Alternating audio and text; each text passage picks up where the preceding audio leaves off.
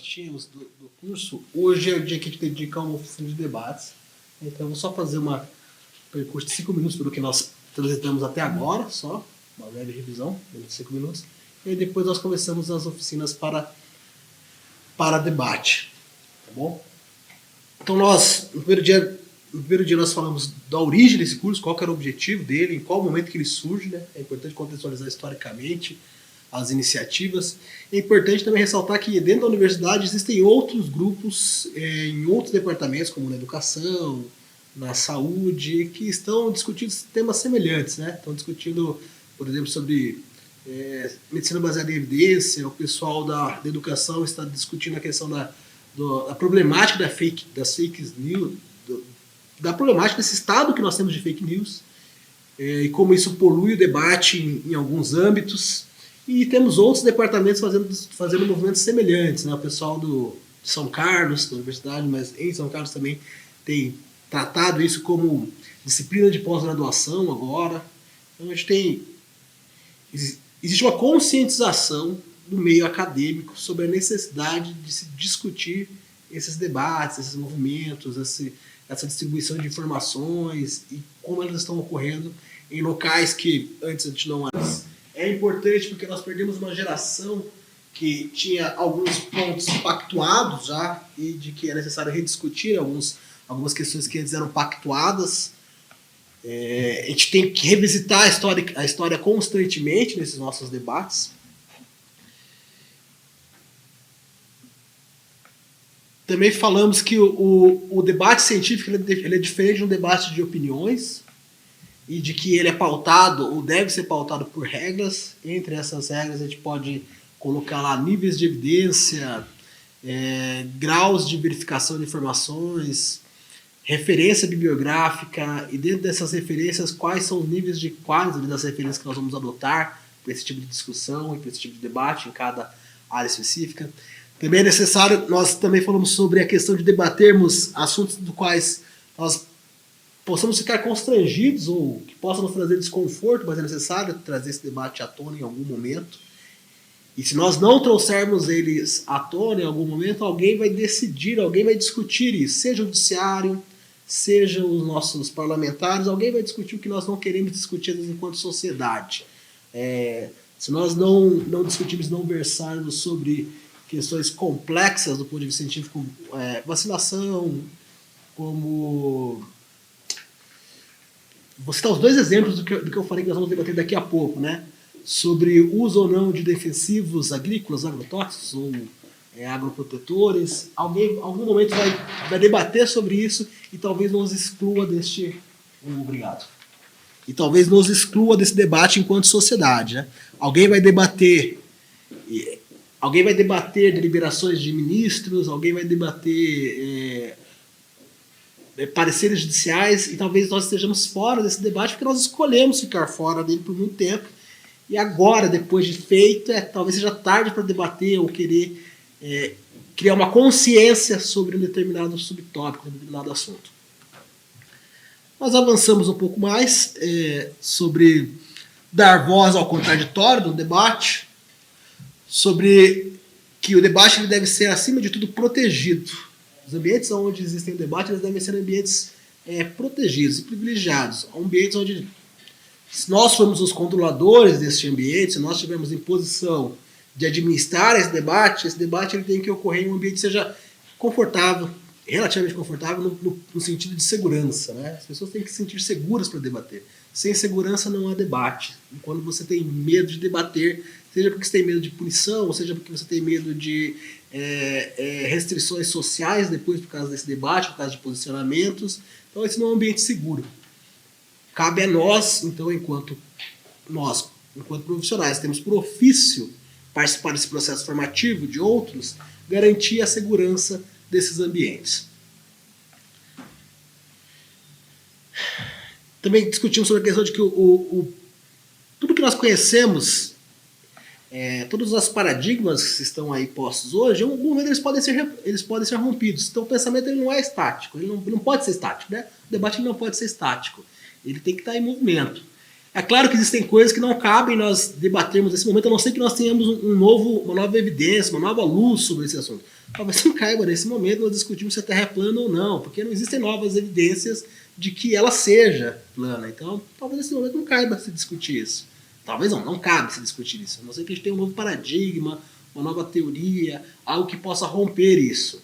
E isso tem que ser validado, tem que ser analisado por pares e aí por diante. Talvez não caiba nós rediscutirmos o que já foi feito nos últimos 60 anos, nos últimos 70 anos foi extensamente feito sobre as questões dos holocaustos, as questões das ditaduras, as questões relacionadas ao processo escravista, as questões dos benefícios das vacinas. Essas já são disputas essas já eram disputas ou discussões que já estavam apaziguadas. E para nós trazermos à tona essas discussões, a gente precisa, no mínimo, apresentar novos paradigmas ou novas evidências que nos dê base para discutir isso. Discutir isso por discutir, talvez dar voz disso ao contraditório, ao terraplanismo, ao antivacina, aos negacionistas históricos, talvez não nos leve a uma evolução do pensamento científico, nos leve a um retrocesso.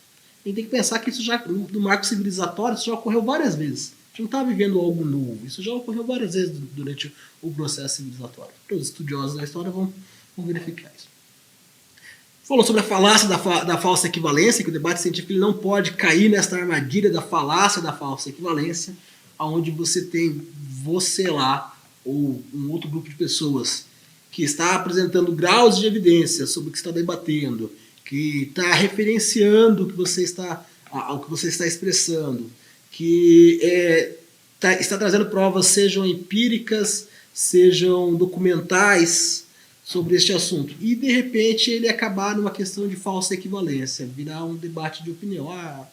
Embora você diga tudo isso, tem um artigo único publicado, que não tem revisão de pares, mas que foi falado pelo doutora XYZ, em que fala que que essa vacina dá câncer. E aí parece que tem uma falta de equivalência e no final você vai ter que decidir por conta o que não é para ser decidido por conta. Nós passamos um pouco sobre os modelos de debate que nós temos, quais são os objetivos do debate em sala de aula, né? E eu digo que em sala de aula a gente pode ampliar esse espaço além da sala de aula, né? O objetivo do debate deve ser desenvolver habilidades para a vida. Se a gente está trabalhando com educandos ali, desenvolver habilidades para a vida. Lembrando que esses debatedores de hoje, nós participamos do processo formativo, seja em nível de ensino fundamental, seja no nível do ensino superior, no nível do ensino da pós-graduação. Esse debate tem que qualificar essas pessoas. Essa estratégia de ensino e aprendizagem tem que qualificar essa pessoa para a vida, tem que ajudar que ele obtenha e consiga aprimorar ali, lapidar o seu espírito crítico ao longo desse percurso. Porque se ele for o simples consumidor do debate, não existe nenhum mérito, não existe nenhuma utilidade naquele debate. Simplesmente a pessoa consumir, então ele tem que ser membro e participe desse debate, ele tem que, ao longo desse processo, ele tem que lapidar esse espírito crítico dele, desenvolver ferramentas para que ele tenha esse espírito crítico. Porque uma coisa é a gente ter espírito crítico por espírito crítico, né? O espírito da discordância ali, eu discordo, mas baseado no quê?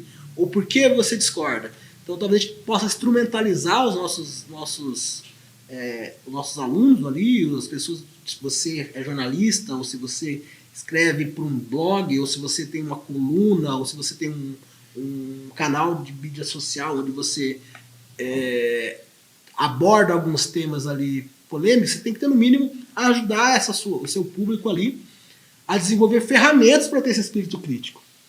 Porque nesse sentido, o espírito crítico ele vem da pessoa que gosta de ver as evidências, da pessoa que abre o contraditório desde que haja espaço para que ele consiga pensar pelo contraditório, desde que ele saiba o processo de qualificar aquela informação que ele recebeu e verificar se essa informação tem fontes confiáveis, se ela se trata de uma expressão da opinião de uma pessoa ou de um grupo de pessoas, ou se ela se trata da expressão ali do resultado de uma pesquisa, do resultado de uma análise histórica, do resultado, se tem uma metodologia. Então, você tem que ensinar esse público a desenvolver esse espírito crítico, nesse sentido, não do crítico pelo criticismo, pela discordância, ou pelo simples fato de adorar uma discussão. Então, faz parte do desenvolvimento dessas habilidades. Também ajuda esta audiência, esse público, a se tratando mesmo de alunos e alunas, a questão da criatividade. Né? Ela vai ter que desenvolver mecanismos e ferramentas para propor e defender pontos, para se posicionar sobre determinados assuntos. E ali a gente colocou o ponto 3, por exemplo, de que esse debate ele é uma oportunidade para que essas pessoas sejam expostas a assuntos que não lhes são familiares, ou a pontos de vista não familiares.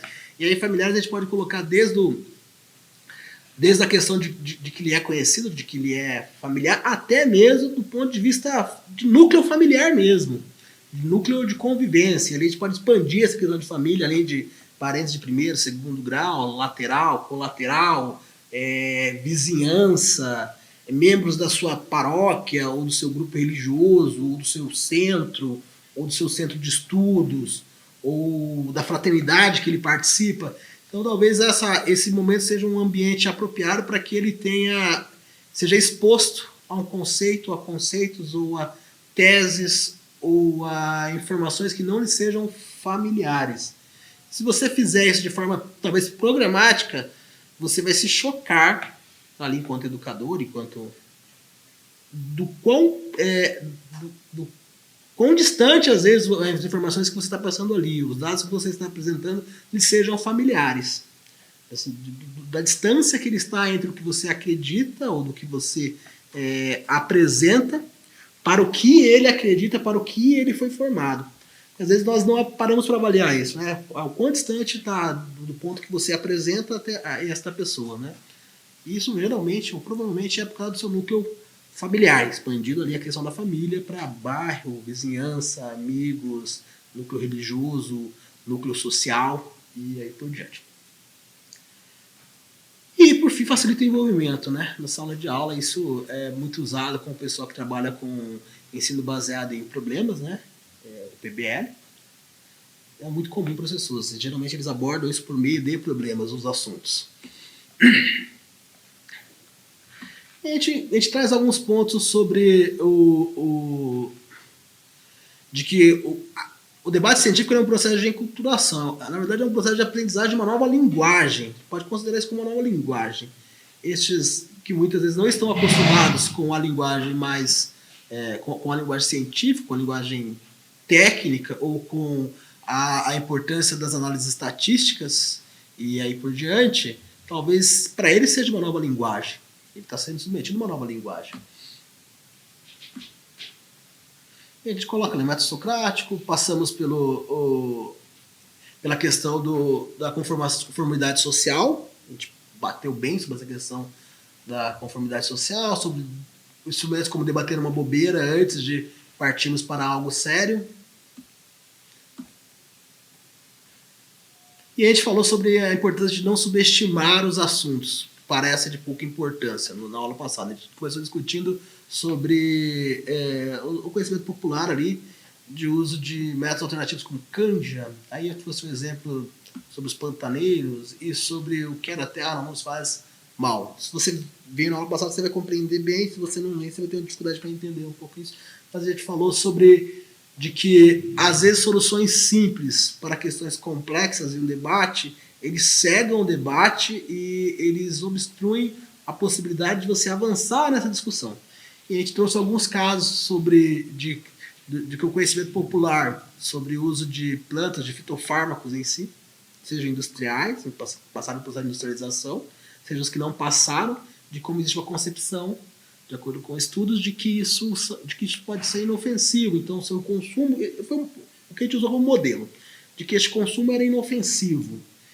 E a gente traz para o debate do caso do chá de Sene, que a gente teve, onde você teve um evento adverso em 2 capitais, aí, após a publicação de um vídeo, com uma senhorinha muito simpática no YouTube, sobre o chá de Sene, alegando que a pessoa perdia de 3 a 5 quilos em um dia, né? E de que isso causou em um dia festivo de São Paulo, de uma outra capital. Isso causou graves problemas nos meios públicos, literalmente, desse evento, e pessoas que foram internadas por causa disso tiveram que ter auxílio médico, socorro hospitalar por causa dessa questão. Então, do que parece uma bobeira, do que se parece que não é importante trazer debate, ou de uma solução simples para uma questão complexa, como a perca de peso, porque a perca de peso é uma questão extremamente complexa. Ela tem envolvido diversas dimensões, dimensão social, psicológica, financeira, biológica, questões de hábitos. Quer dizer, você tem inúmeras dimensões para discutir algo complexo, você precisa discutir todas essas dimensões, e alguém com soluções extremamente simples aparecem, e isso tem mais repercussão do que você, às vezes, falando sobre essas dimensões ao longo da sua vida, do seu ano escolar, da sua palestra. E essas pessoas as pessoas têm poder de influência em multidões, ou que trazem esses tópicos, apresentam questões muito simples e de que as pessoas adoram. Porque a gente até discutiu isso, porque envolve um menor comprometimento com o processo, porque envolve um menor trabalho cognitivo ali mesmo, porque você debater é um trabalho cognitivo árduo, né? Você aprofundar sobre é um trabalho cognitivo árduo. Professor, inclusive, para estar tramitando no Congresso, que a pessoa hoje, para ser influencer, esse tipo de coisa, ela tem que demonstrar qualificação, especialidades naquela área, ter conhecimento de alguma coisa. Que ela está falando ali. Aí tem outro debate, que é o debate da liberdade de expressão. Isso também dá pano para manga, né? Mas faz sentido. Olhando por um lado, por exemplo, os economistas, esses influencers que tratam sobre questões econômicas hoje, que sugerem compra ou venda de ações, já existe um sistema de regulamentação. Eles só podem fazer isso a partir de uma determinada licença que eles tiram. Se eles não tiverem esse grau de licença, eles não podem, inclusive não podem opinar em redes sociais, não podem emitir opiniões sobre compras e vendas de ações, porque elas não são qualificadas, não têm o processo de certificação. O mercado econômico tem se protegido disso de alguma forma. Eu não lembro quais são, mas começa lá para quem tira a licença para aconselhar no processo de compra e venda de ações, de carteira de ações, e aí você vai até o processo que certifica o planejador financeiro. Então, salvo engano, eu não sei exatamente qual é a licença, mas salvo engano, se você não tem a certificação para ser planejador financeiro, você não pode fazer esse tipo de aconselhamento mais. Já, pode falar. Então, tirando essa liberdade que existe hoje de divulgar, veicular informação livremente na internet, em 2007 teve uma situação paradigma que o Supremo Tribunal Federal ele desobrigou a necessidade do jornalista, que é a pessoa que trabalha, ser dotada do MPB, que seria o registro de jornalista, para atuar como jornalista. Até de nível superior, né? Não precisava nem ter. Desde então, qualquer pessoa pode se tornar uma jornalista. Então, eu, por exemplo, não estudei jornalismo, posso trabalhar como um redator no jornal e assim, pelo menos, não sei, o que eu percebo é que desde então deu uma piorada. Assim, no nível, faz sentido. Talvez a gente precise rediscutir isso, né? Talvez o Supremo precise trazer isso de novo à pauta. Talvez, O profissional ele se preparar 5 anos para aprender a escrever um texto, como transmitir uma informação, quais bases ele tinha que coletar, quais informações são essenciais para transmitir uma mensagem, aí desde então qualquer um pode vai fazer uma casper libero lá e... Exatamente. Querer. Então banalizou a profissão, né? Isso aí nem se fala. Você pega o Estadão, a Folha, tá cheio de clássicos. Professor, você continua fazendo propaganda política. Você falou do cocôzinho ali, né? Eu não sabia. E ainda nem fui ver, mas se está relacionado a um partido, eu estava preocupado com a blusa vermelha, mas é laranja. A blusa é laranja. Que faz? Você joga no Google Cocomito. É o que faz mais sentido ser laranja como propaganda, hein? Processo de desregulamentação, hein? Vamos desregulamentar, põe laranja ali, qualquer um agora pode escrever uma dieta. Então, esse é um processo complexo. Essa questão que você falou, as Supremas Cortes, os colegiados, deveriam ali haver deveria ser É muito simplório isso. Talvez exista a necessidade de tempos em tempos você revisitar essas discussões e verificar qual foi o avanço, o impacto que você teve após alguns anos. Eu vou dar um exemplo bem simples disso aí.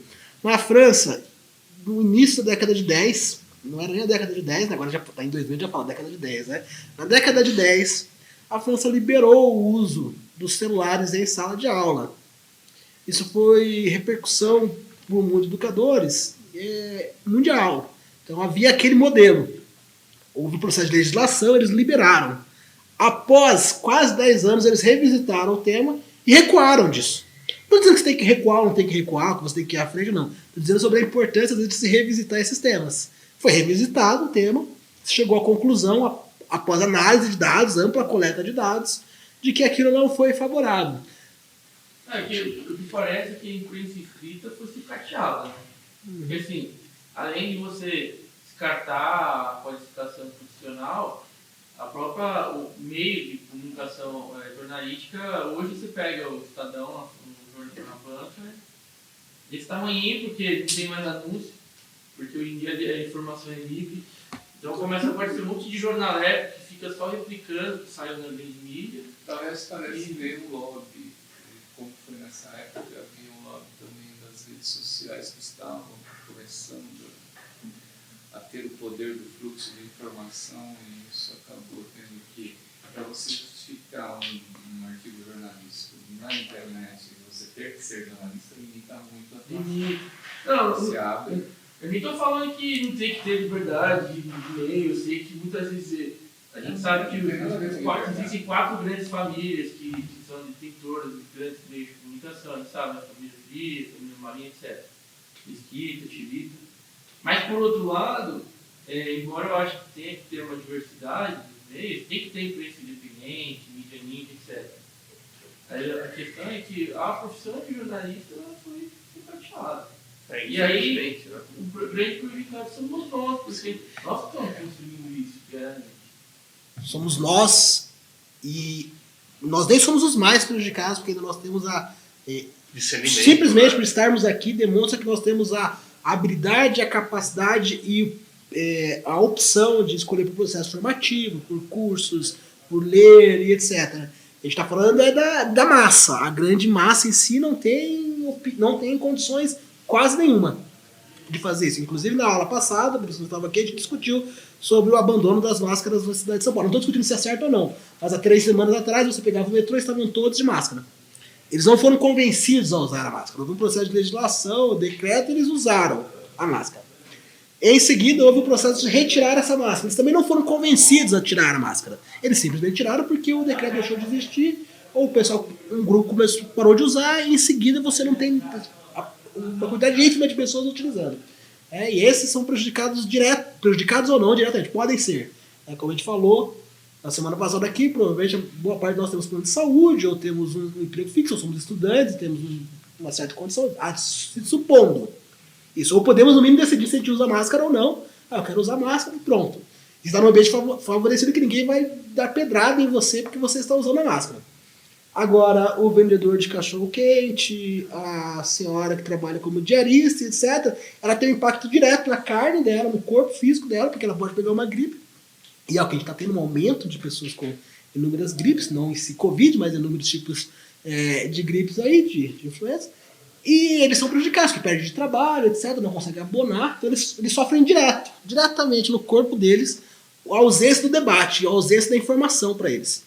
Esse é o exemplo. E aqui, a gente citou esse exemplo, que era meio engraçado, a gente achou que era, embora fosse prático, mas era um pouco engraçado. E aí a gente partiu por algo mais sério, né? Por exemplo, esse senhor em inglês teve que fazer um processo de transplante de fígado para o consumo de chá verde. Então esse é um modelo, né, de como, mais uma vez, uma discussão complexa, que é o processo de emagrecimento, e é feita de forma desorientada, é feita, como disse o nosso colega ali, e às vezes é publicada em inúmeros locais, sem nenhum processo de não estou dizendo de censura não, sem nenhum processo de revisão científica daquilo. Quando você publica um artigo em um journal qualquer aí, alguém pode te contraditar ali, e você tem que republicar em um jornal científico. Se não tiver evidência, aquele artigo for contraditório, o modelo científico não for mostrar falhas, a reanálise de dados mostrar falhas, eles são obrigados a republicarem. Né? Basta a gente ver o que aconteceu essa semana aqui. Não sei se vocês viram, mas o nosso novo satélite lançado pela NASA, que vai substituir o Hubble, né? Você tem físicos hoje do mundo inteiro, desde esse final de semana, desesperados, porque eles anunciaram que houve um processo de erro de calibração. Né? Então você tinha lá esse telescópio, ele tem inúmeros tipos de lasers e sistemas óticos para medir as estrelas, a distância, etc. Eu não sou físico. E eles calibraram uma dessas fontes e fizeram como é que é? A leitura? Eles calibraram porque se calibra por estrelas próximas, onde já tem dados extremamente conhecidos, onde já tem 3 ou 4 telescópios que mediram, então você tem um ponto de referência, né? Para todo mundo que faz cromatografia, alguma coisa que já fez na vida, sabe como é que funciona o processo. Tem uma referência, você bate a luz lá e você pega o seu padrão. Então eles têm um padrão na área deles, lá para algumas estrelas. Então eles calibraram uma dessas fontes e expandiram para todas as outras, salvo engano, 13 ou 14 fontes. E publicaram os dados. Saíram os dados crus. E aí você tem físicos do mundo inteiro, físicos, engenheiros aeroespaciais, debruçando sobre esses dados, escrevendo artigos, e aí publicaram assim, na última semana. Opa! Nós fizemos expandimos para os outros a calibragem, mas não está tão certo. A gente vai ter que recalibrar de novo aqui. Então, eles republicaram os artigos que estavam no pré-print, foram retirados, está todo mundo revisando os dados. Neste caso aqui, e neste caso aqui, quem revisou? Quem se publicou?